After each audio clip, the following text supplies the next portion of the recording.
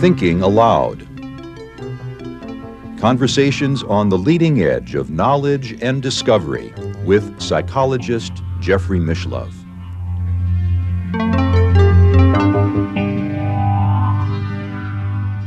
Hello, I'm Jeffrey Mishlove. Today I'd like to talk about the historical figure of Seneca the Younger, the Roman statesman, playwright, and philosopher, and how he came to become my inner healing advisor. It happened in the late 1980s, and the whole event was captured on video because at the time I was producing a series called Inner Work. And in that series, I interviewed hypnotherapist Dr. Martin Rossman from Mill Valley, California, and he actually put me into a hypnotic trance on tape and said, "You are now about to get in touch with your inner healing advisor. It could be any figure whatsoever. It might be a chipmunk or a person. Let's see what comes." And as I'm in the trance state, I had this image of a man wearing what seemed like ancient garb, a toga of some sort. And I thought to myself, well, I really want to work on my speaking, my public speaking abilities. So let this be Demosthenes, the great Greek orator. And as the figure approached me, he said, "I'm not Demosthenes." And I said, "Well, who are you?" "I'm Seneca."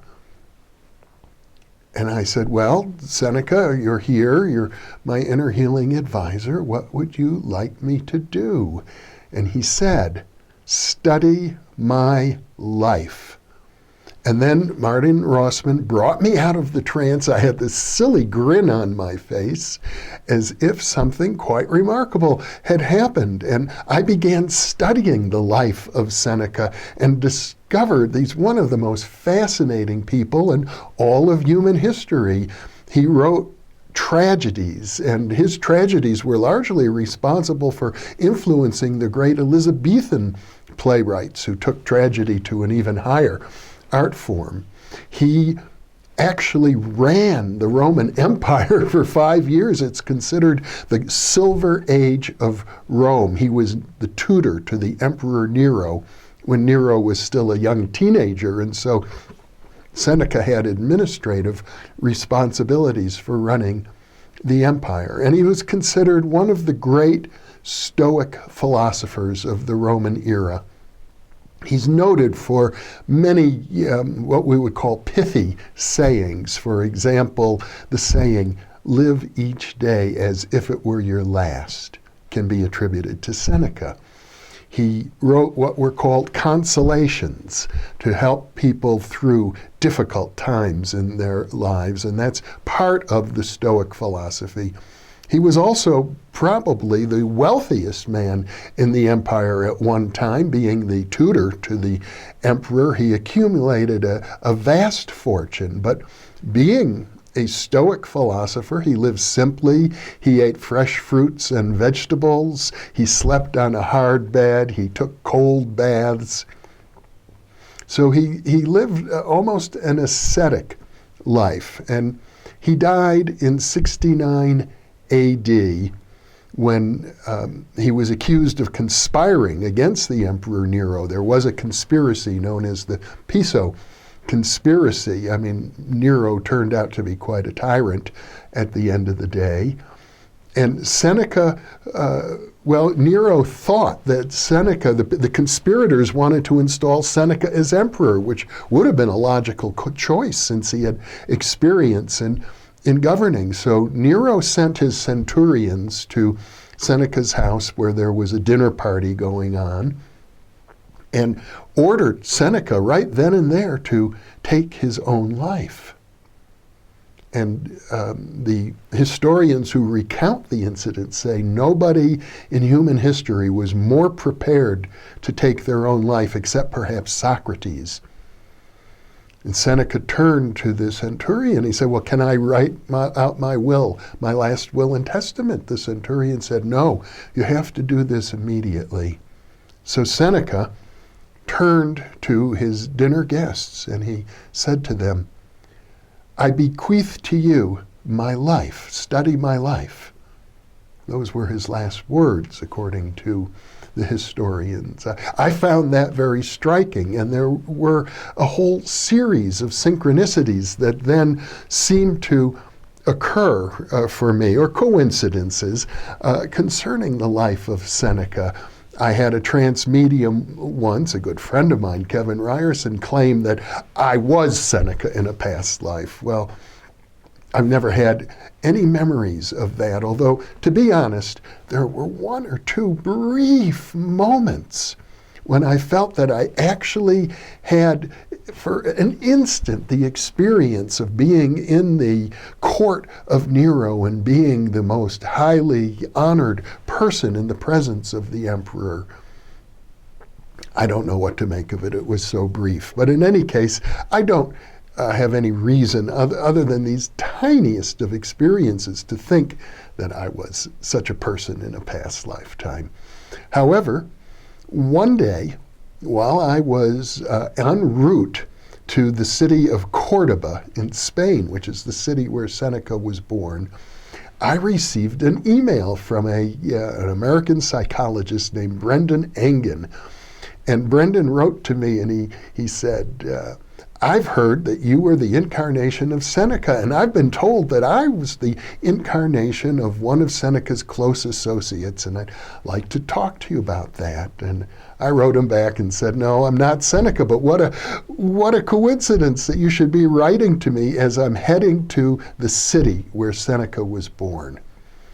And I said, what I think is going on is sort of a Jungian synchronistic resonance. And Brendan suggested that, gee, this could be an important idea. You should write it up. And I suggested to him, let's write it up together. And we did. We wrote a journal article on archetypal synchronistic resonance based on these experiences and many other synchronicities that passed between us at the time.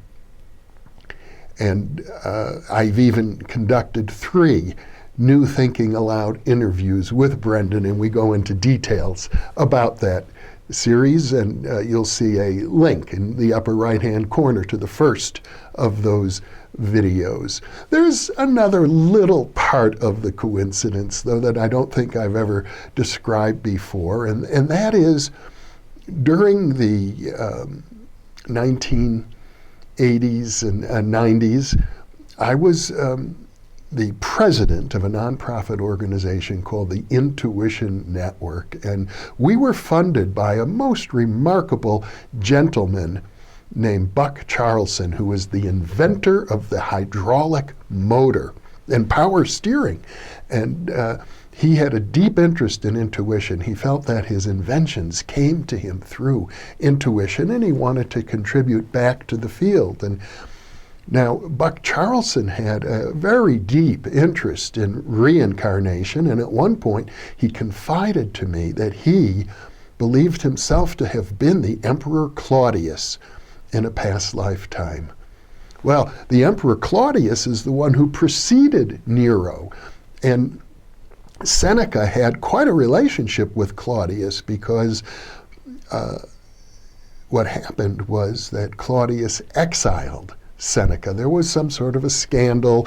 I don't know what to make of it. Seneca was accused of having an affair with a member of the royal family, and so he was exiled to a lonely island, and it was a miserable time for him. And he begged to be allowed to return to Rome. But it wasn't until Claudius died. I think he was murdered by his wife at the time, Agrippina, who was Nero's mother. And after the death of Claudius, Seneca was brought back to Rome to become Nero's tutor. And Seneca actually wrote the eulogy that Nero gave upon Claudius's death. And after that, Seneca later on wrote a play called the Apoloxentosis of Claudius, in which it describes how Claudius is elevated to the status of a god, where he goes to heaven, but there he has to confront the other Roman emperors like Augustus, who he had many conflicts with, and it's a highly satirical work. So it was ironic that I had this close relationship with a man who also believed himself to have been in historical times in a deeply intertwined connection with Seneca. Now, what is the lesson here for you? I can say this about Seneca. When I first encountered this experience, I knew nothing about him, but when I read through the Roots of Consciousness, I saw there was a brief mention of Seneca there. And what I had written about Seneca, what was known about him, is that he wrote books on science, amongst other things, but he believed that it's important to draw moral lessons from scientific facts. That every time we look out at the world of science, it's not just telling us, as modern Western scientists try to be value-free, don't draw any morals from it, but Seneca had the opposite point of view.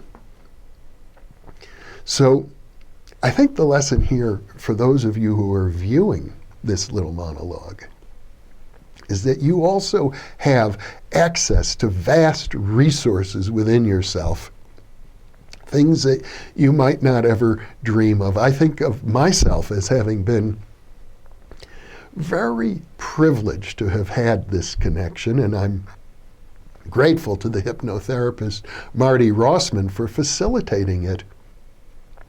But this is actually what could be quite a common experience for most people if you open yourself up to it. I know my friend Jean Houston, about whom I have spoken in a past monologue, had a similar experience with the ancient Greek philosopher Proclus, who was one of the last of the Neoplatonic philosophers. As a teenager, she'd hear this little voice going, "Hocus pocus, where is Proclus?" And as such, she developed this intimate connection. It's as if great historical figures from the past still exist, you could say, in hyperspace, and are there if we open ourselves up to reach out and offer us their guidance and their wisdom. And I'll leave you with that thought. Thank you for being with me.